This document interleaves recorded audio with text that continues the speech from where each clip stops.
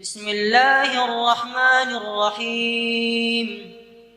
Awabul itikaf ala itikaf an Ibnu Abbas radhiyallahu ta'ala anhu an Nabi sallallahu alaihi wasallam qala man masya fi hajati akhi, barang siapa berjalan dalam hajatnya saudaranya, berjalan untuk menunaikan hajat saudaranya, kana khairan lahu, ada lebih baik baginya min itikafi 10 sinin, daripada itikaf 10 tahun.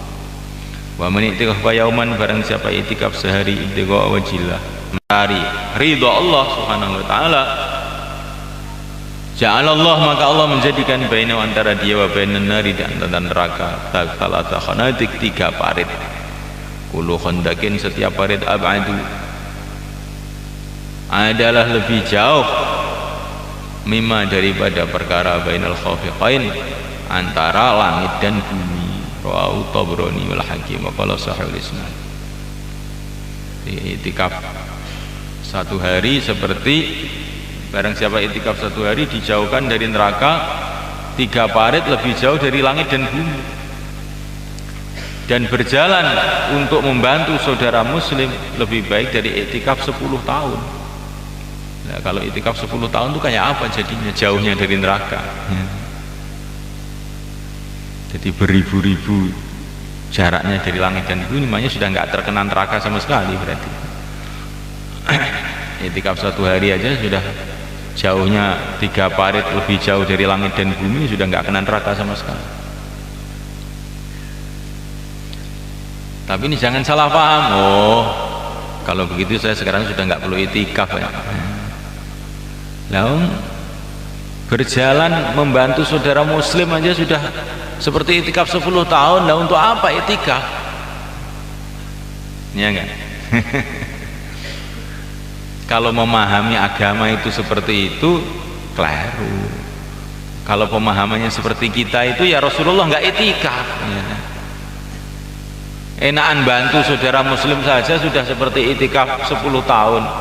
Kalau 2 orang yang dibantu jadi 20 tahun. Kalau 3 orang yang dibantu 30 tahun, ya rugi itikaf itu berarti. Nah, kenapa Rasulullah kok itikaf? Nah, di sini ini. Jadi mengamalkan hadis-hadis Nabi itu harus kita lihat kehidupan Nabi bagaimana. Tapi Nabi itikaf terus, seumur hidupnya itikaf terus. Dalam Ramadan 10 hari. Bahkan pernah itikaf 30 hari. Tapi yang istiqomah terus sampai akhir hayat dulu 10 hari itikaf. Bagaimana ini memahami hadis seperti ini? Nah, ini kata para ulama, memahaminya adalah ini menunjukkan bahwa iktikaf itu ada keistimewaannya yang khas. Begitu juga membantu saudara muslim itu ada keistimewaan yang khas. Jadi kedua-duanya itu ada keistimewaannya. Maka Nabi mengerjakan kedua-duanya, para sahabat mengerjakan kedua-duanya.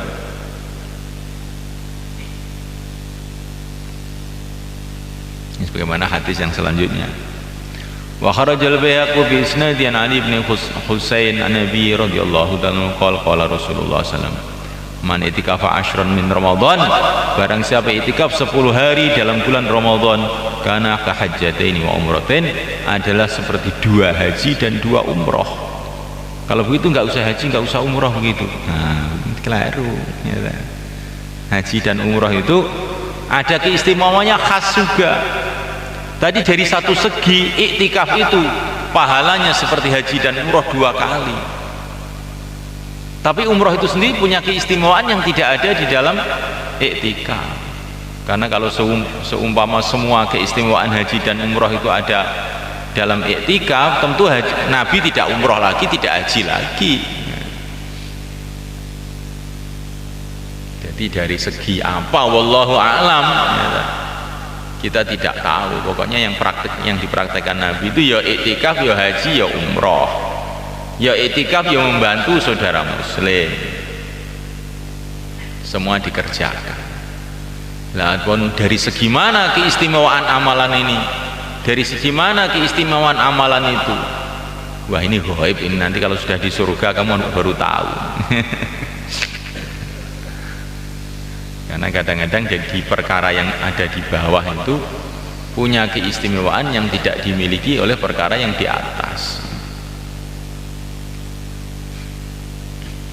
Sekarang saya tanya, harganya kepala dengan harganya kaki mahal mana?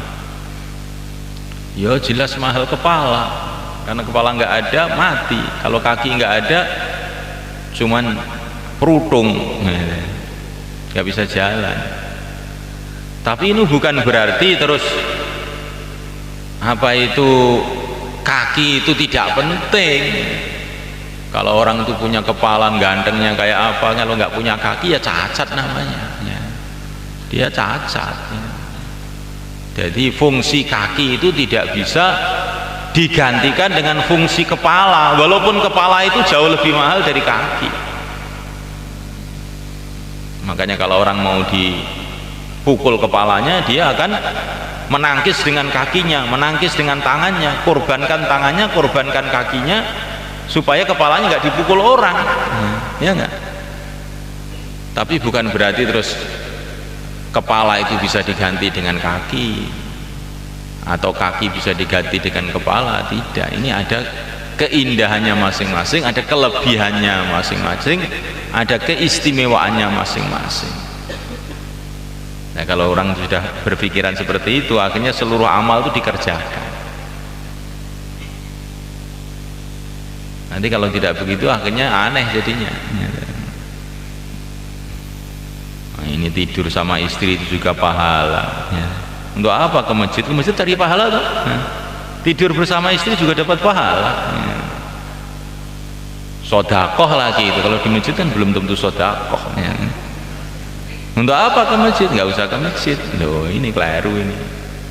Mau bener tapi keliru.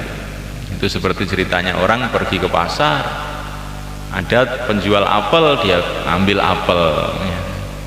Setelah ambil apel langsung disodakohkan. Maka temannya heran, kamu kok aneh mencuri disodakohkan? Lah kan mencuri kan dapat dosa 1. Lah kalau sodakoh dapat pahala 10, saya masih untung 9 kan? Nah ini keliru. Sodakoh itu harus ada tertibnya. Kamu mencuri dapat dosa 1, tapi kamu sodakoh perkara yang haram tidak diterima, jadi utuh dosa 1 kamu itu ya. Jadi ini memahami agama tidak dengan cara benar, jadi kayak begini ini. Jadi fadilah-fadilah itu jangan kamu jadikan alasan untuk meninggalkan amal, maksudnya begitu.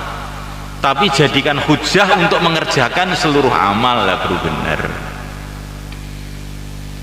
Ini fadilahnya bantu orang muslim begini, saya kerjakan. Fadilahnya etika begini, saya kerjakan, begitu. Jangan, oh saya milih salah satu aja, ya jangan begitu. Karena Rasulullah SAW tidak begitu. Jawabannya cuma mudah aja, Rasulullah apa begitu? Ini aja. Rasulullah tidak begitu, maka kita jangan begitu. Semua apa yang kebaikan yang kita tahu, itu.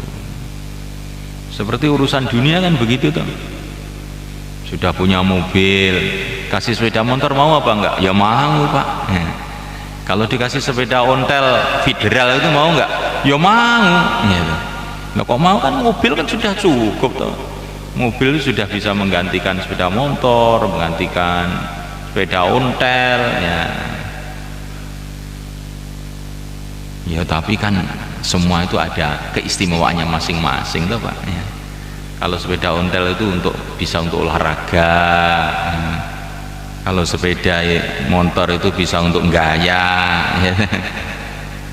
Nanti kasih sepatu mau apa enggak? Ya mau lah, untuk apa sudah punya mobil pakai sepatu loh? Kan kalau sudah naik mobil nggak perlu sepatu.